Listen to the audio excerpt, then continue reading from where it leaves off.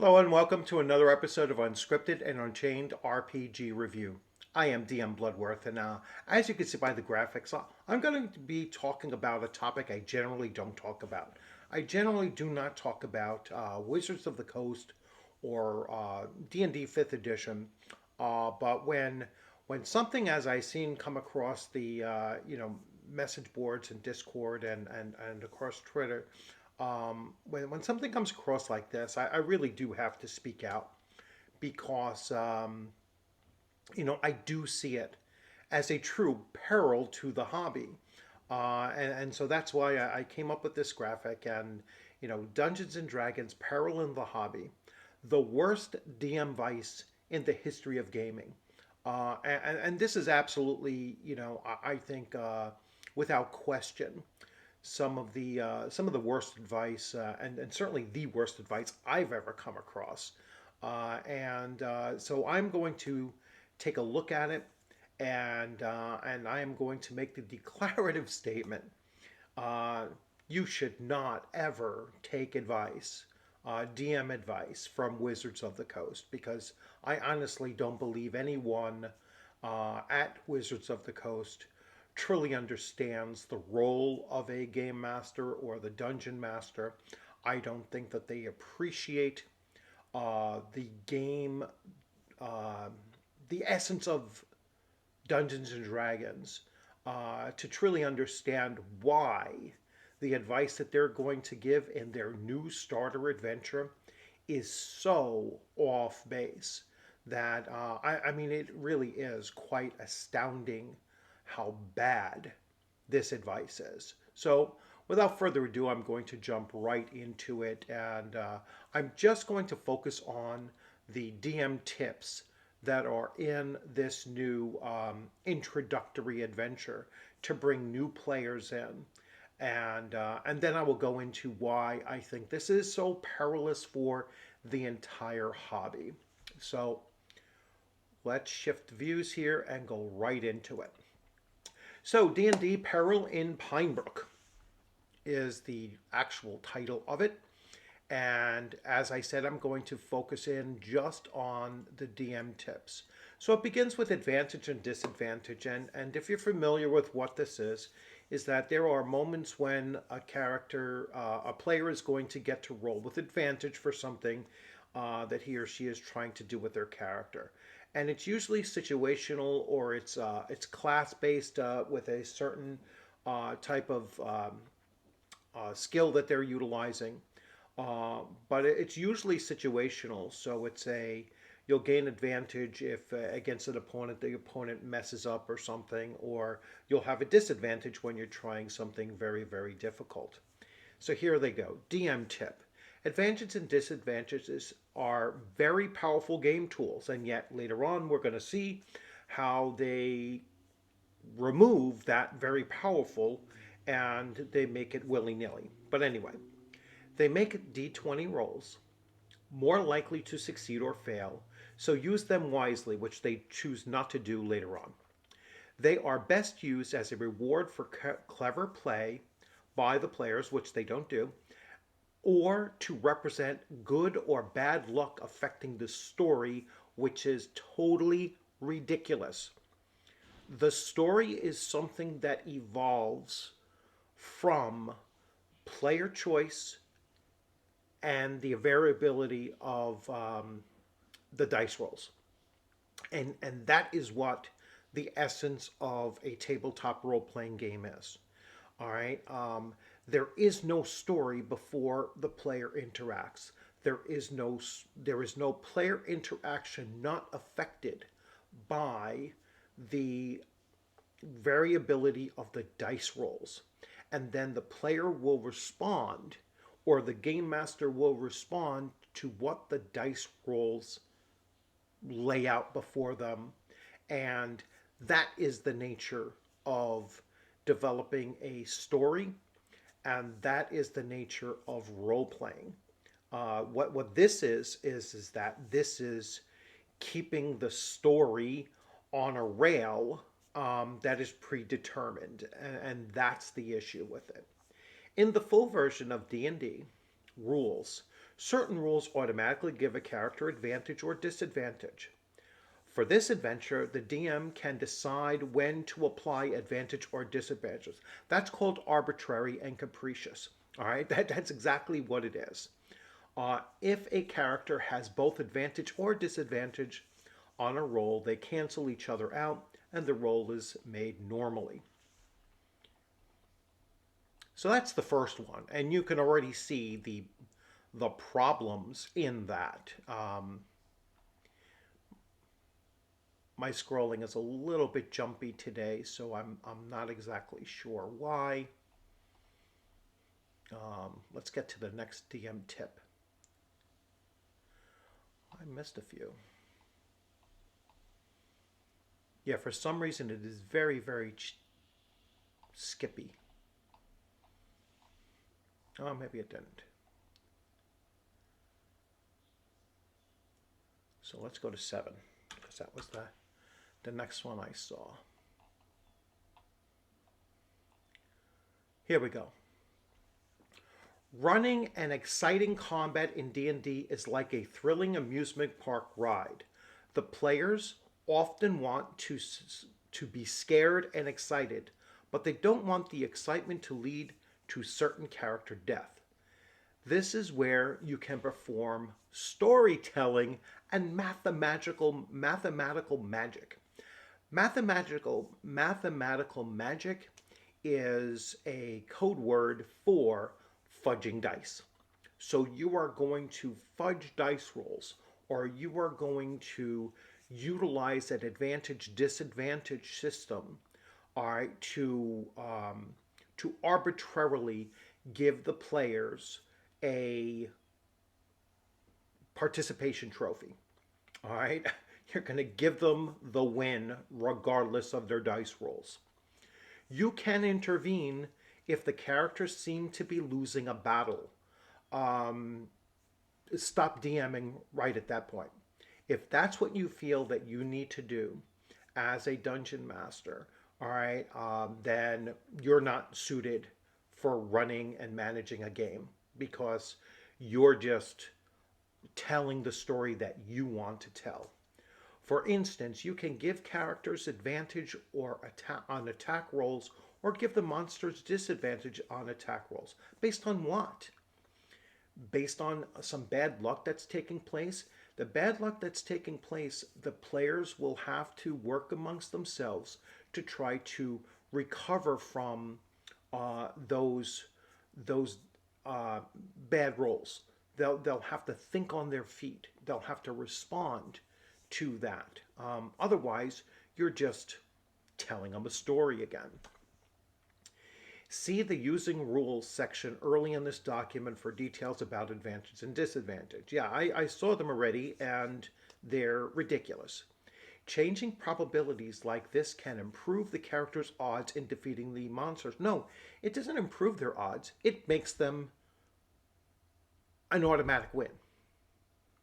Rather than having a monster attack one character until they fall unconscious, have the monster attack a different character each turn. Makes absolutely no sense tactically. You're playing your monster stupidly, and you're dumbing down the entire experience. All right. No monster is going to say, all right, I hit you once, I hit you next, I hit you. How are you even handling that movement and that understanding of the dynamic of the battle taking place during that? It makes literally no sense, all right, to do that. You can even say the baby dragon rushed in and took down a monster, but try not to use this outside help very often. You're using outside help, the game master, continuously throughout every one of these tips. So what's the difference if you're having an NPC do it for them?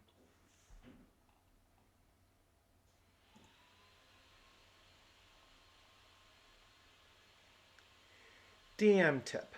If a character carries the baby dragon and falls during the climb, the dragon doesn't take damage. You can reward a character protecting the baby dragon by giving them an advantage on certain rolls. Again, this makes no sense whatsoever. If the character is falling and the baby dragon falls with the character and they're both going to take damage, or they should both take damage. If you want to explain that the player character protected the dragon so it doesn't take damage, the player character A needed to state that that was their intention while they were falling. B, the player character should take additional damage for having protected the dragon. All right, encompassing it around their own body and so on. You have to make it make sense. This is just another DM tip where it's hand waving what is most likely to happen just to reward the player for doing nothing. I mean, it's literally handing this to the player to the player, and it's not even requiring that they suggest that as they are falling that they are going to try to protect the baby dragon.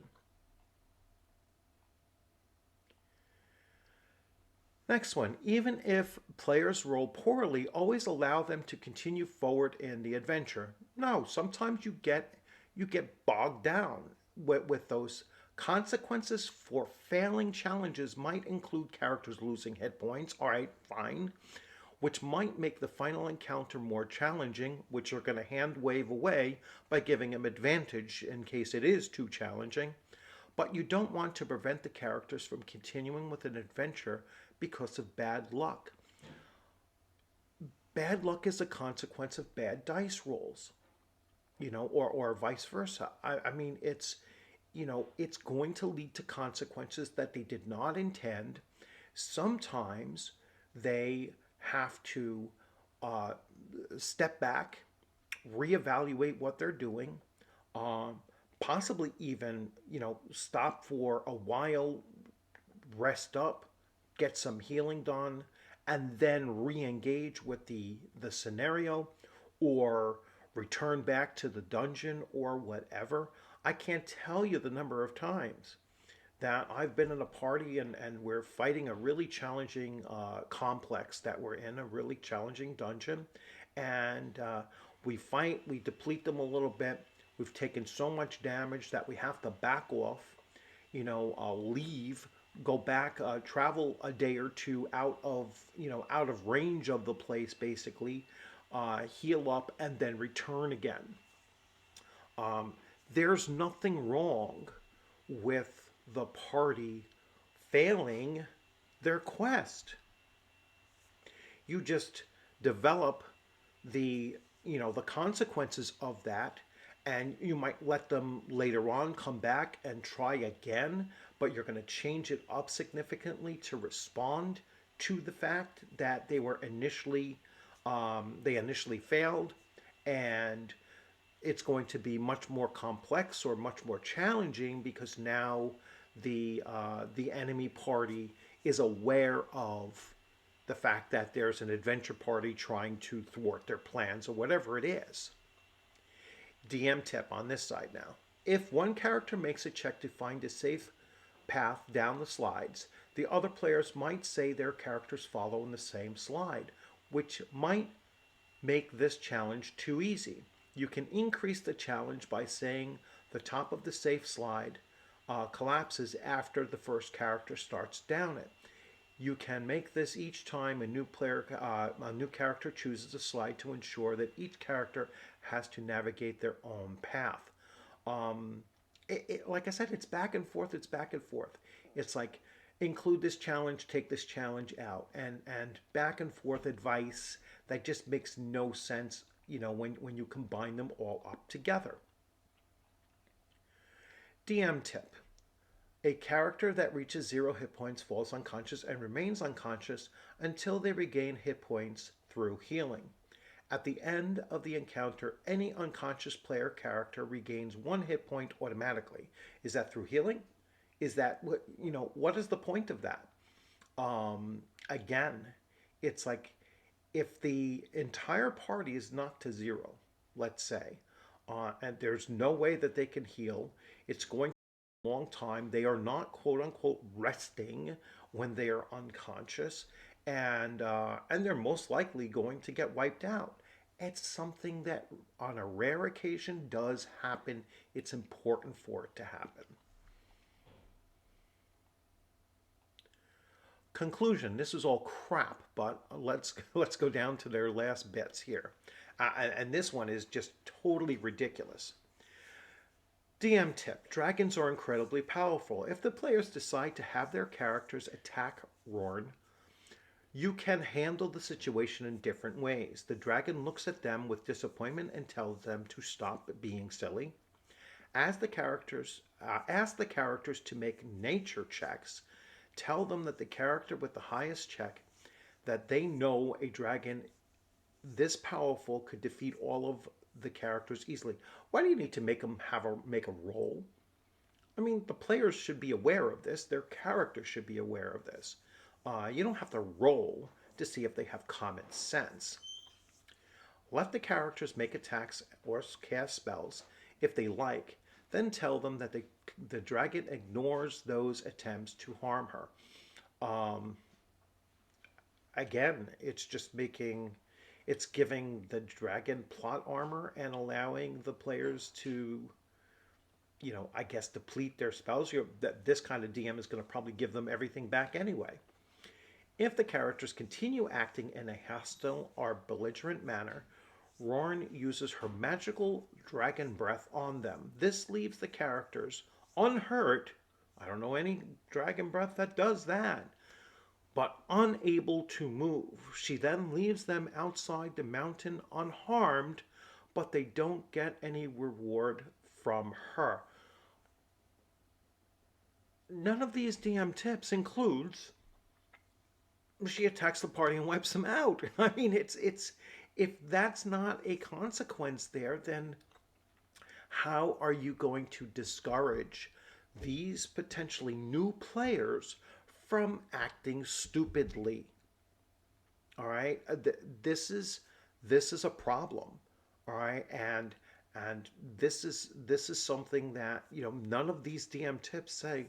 If they continue attacking the dragon, let the dragon kill one or two of them, and then threaten the rest to, I'm going to wipe you all out unless you go now. What's wrong with doing that if the dragon doesn't want to wipe them all out? Um, but all these other suggestions are just ridiculous. They have nothing to do with playing Dungeons and Dragons. They have nothing to do with good role playing. They have nothing to do with good game management. And I just wanted to focus because now we're coming near the end. And I wanted to point out the individuals responsible for producing this. It's just very, very skippy here. So let's go to, geez, it is so skippy. This is the last page. Let's see. Let's come back out. Sorry about this. This is, I don't know why it's just not moving well. It's not scrolling. This is their copy of it too. If this is the way that they're, Jesus. I've never seen a PDF so choppy. Here we go. It just took me an incredible amount of time to get there. So the designer, Sean Merwin, this person has a very good reputation, and this is absolutely not a feather in his cap. I mean, this is embarrassing how bad the DM tips are in here. Consulting designer Dan Dillon. Dan Dillon and Bree Heiss, art director. These are two people who were just recently fired, and maybe not soon enough.